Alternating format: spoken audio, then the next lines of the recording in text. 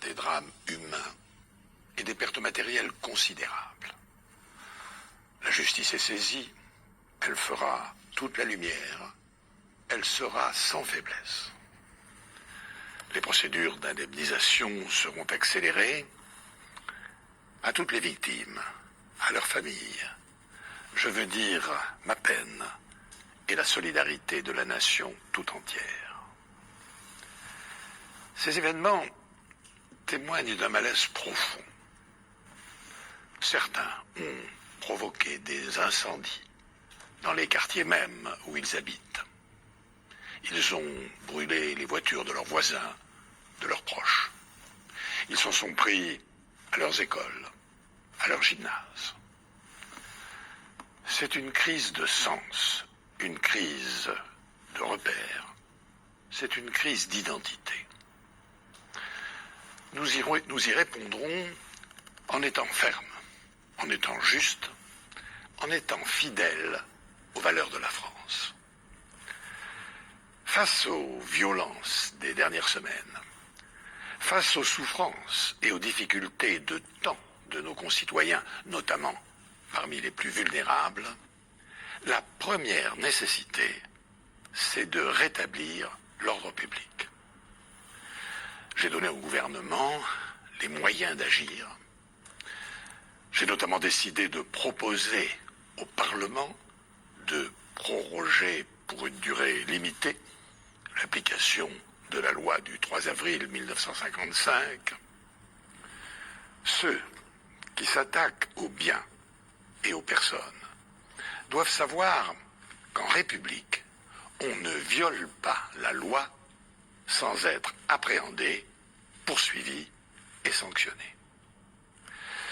Et je veux rendre hommage aux forces de l'ordre, aux policiers, aux gendarmes, aux pompiers, aux maires et aux élus, aux magistrats, aux travailleurs sociaux, aux enseignants, aux associations qui se sont mobilisés pour ramener le calme et la tranquillité. Ils font honneur à la République. Des problèmes, des difficultés, beaucoup de Français en ont. Mais la violence ne règle jamais rien. Quand on appartient à notre communauté nationale, on en respecte les règles. Les enfants, les adolescents ont besoin de valeurs, de repères. L'autorité parentale est capitale. Les familles doivent prendre toutes leurs responsabilités. Celles qui s'y refusent doivent être sanctionnées comme la loi le prévoit. Celles qui connaissent de grandes difficultés doivent en revanche être activement soutenues.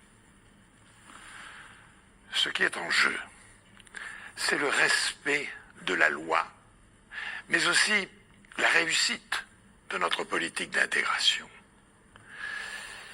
Il faut être strict dans l'application des règles du regroupement familial. Il faut renforcer la lutte contre l'immigration irrégulière et les trafics qu'elle génère. Il faut intensifier l'action contre les filières de travail clandestin, cette forme moderne de l'esclavage. Mais l'adhésion à la loi et aux valeurs de la République passe nécessairement par la justice, la fraternité, la générosité. C'est ce qui fait que l'on appartient à une communauté nationale. C'est dans les mots et les regards, avec le cœur et dans les faits, que se marque le respect auquel chacun a droit. Et je veux dire aux enfants des quartiers difficiles, quelle que soit leur origine, qu'ils sont tous les filles et les fils de la République.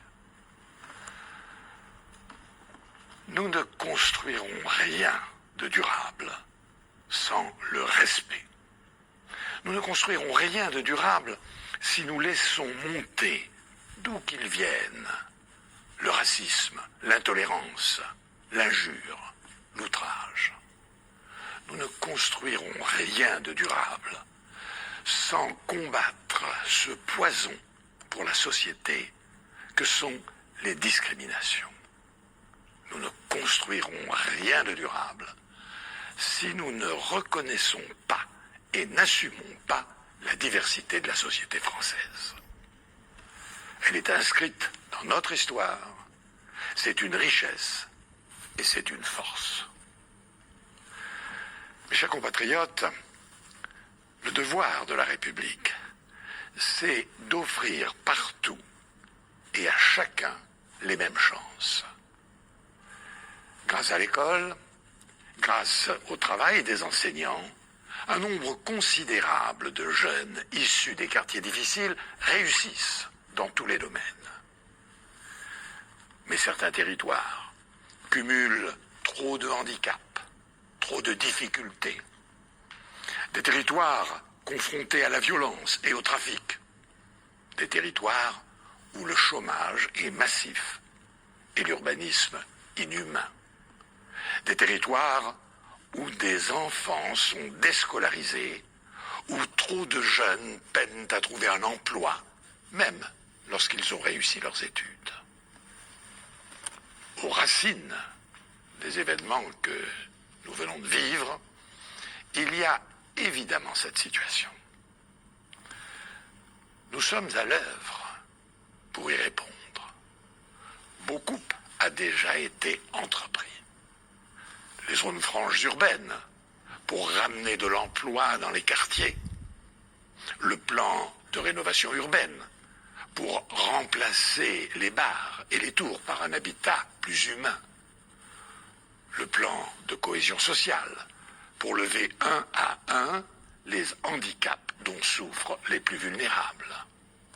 Des mesures fortes pour permettre aux familles surendettées de s'en sortir. Le contrat d'accueil et d'intégration. La loi sur l'école entre en application. Elle donnera à chaque élève les moyens d'acquérir le socle des connaissances indispensables et permettra de lutter plus efficacement contre le fléau de l'illettrisme. Et le gouvernement vient de prendre des décisions nouvelles pour aider davantage les personnes et les territoires qui ont moins d'atouts que les autres. Sachez que cette volonté politique et cet engagement financier majeur de la France sont sans précédent. Ils commencent à apporter des réponses aux problèmes des quartiers difficiles. Mais il s'agit nécessairement d'un effort de longue haleine. Cependant, mes chers compatriotes, nous ne changerons pas les choses en profondeur sans l'engagement de chacun, sans une profonde évolution des esprits. Nous appartenons à une grande nation, par son histoire, mais aussi par les principes sur lesquels elle est fondée. Une nation qui rayonne dans le monde. Et ce soir, je veux dire aux Françaises et aux Français, et plus particulièrement aux plus jeunes, que par-delà les doutes et les difficultés que chacun peut connaître, nous devons tous être fiers d'appartenir à une communauté qui a la volonté de faire vivre les principes d'égalité et de solidarité et qui fait pour cela des efforts considérables.